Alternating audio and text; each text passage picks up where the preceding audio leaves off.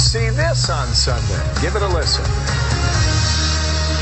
Look, I believe the political parties are disintegrating before our very eyes. I think more and more people across this country see no purpose for political parties.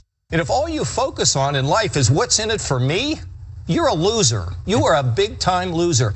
And this country better be careful. We're not losing the soul of our country because we play politics and we forget people who are in need. That was an interesting interview. John Kasich, the Ohio governor, now sounding the death knell for both political parties, warning the battle over health care is making them a thing of the past. Wow.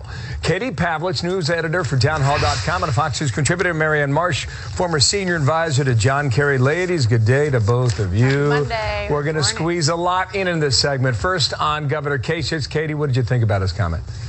Well, I think the country doesn't really like Governor Kasich lecturing them about possibly leaving people behind. I think we're the most generous country in the world, and including to our own citizens, we're trying our best to make sure that happens. But in terms of the political party disintegrating, I think that he's right. There's a record number, according to Gallup, of 43% of voters being independents. And if you look at the way that both of the parties have gone, they've gone left and right, not to the middle. And some would argue that's an okay thing, but some would argue that that's why we have this independent voting bloc growing. People don't feel like what they believe in fits into either political box on the left or the right with Democrats and Republicans. So they're deciding to take from the left and from the right. And you could say that Donald Trump is actually a result of that, considering he was, a Democrat most of his life. He then became a Republican, even in his health care speeches and what he wanted on the campaign trail, talking about covering everybody, but also getting rid of Obamacare. He kind of brings in that independent vote as well. And we saw that in the blue states of Michigan, Pennsylvania, and Wisconsin. And so I'm not surprised that the two parties are having a hard time finding their way, as we've seen, but I think he should probably lessen up a little bit on the lecturing to America about leaving people behind. Interesting response there. Disintegrating before our very eyes. Marianne, quickly on that. Then I'm going to get to a Trump tweet that came out moments ago. Quickly. Awesome. I think you saw the opening salvo of John Kasich's 2020 bid to run for the White House as an independent. And I think that had said more about that than anything else. I think Donald Trump already blew up the Republican Party. Democrats are very, very united, and that's how we're tackling the health care from that position. Okay, very man. united Democrats Here we go. Republicans. You called it awesome, right? Here we go. On screen for our viewers moments ago. Obamacare is imploding. It is a disaster, and 2017 will be the worst year yet by far. Republicans will come together and save the day. Okay, now, Katie, think about that and listen to Kellyanne Conway from just earlier today about the process of negotiations on this.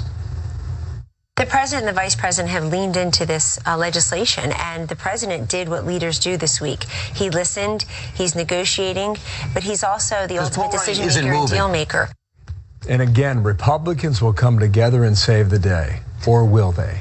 Well, the White House is in a full court press to get Republicans on board with this. And as you mentioned, and as Kellyanne mentioned, the president is leaning on Mike Pence, who, of course, was able to bring conservatives to his side during the election. I'm sure that Mike Pence is going to be working on Capitol Hill to get skeptical conservatives on board with this health care legislation. The president is traveling this week. And as Press Secretary Sean Spicer has said, they're on local radio, writing op-eds. They're really trying to push this thing forward while also trying to listen to ideas to make sure that they can change the legislation to make sure that it passes. And so they're going to work on it. Donald Trump has said before that if it fails, they're happy to let Obamacare collapse and then deal with it from there. You know what the premiums they promise are doing, repeal. and the penalties and what they're doing in 2017.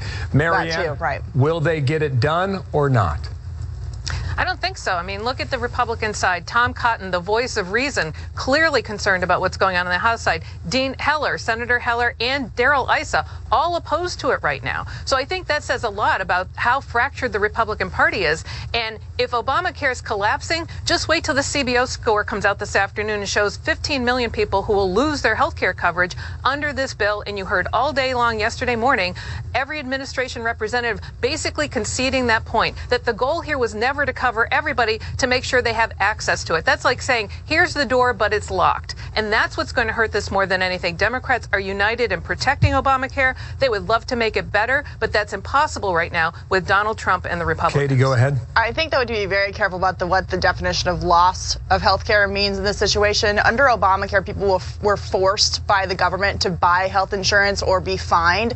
And so just because you were forced into buying health insurance and you had it, and now you don't have to be forced to buy it if they repeal this mandate, doesn't mean you've lost your health insurance. So I think we have to be skeptical of that number. Okay. All right. We got to run. Thanks, ladies. But Katie, you would say this is a make or break moment. Absolutely. Republicans campaigned on this for years. No there were a lot of activists who campaigned for repeal, and so they got to deliver on this since they've been using it as a campaign motive forever. On that one, Katie's right. All right.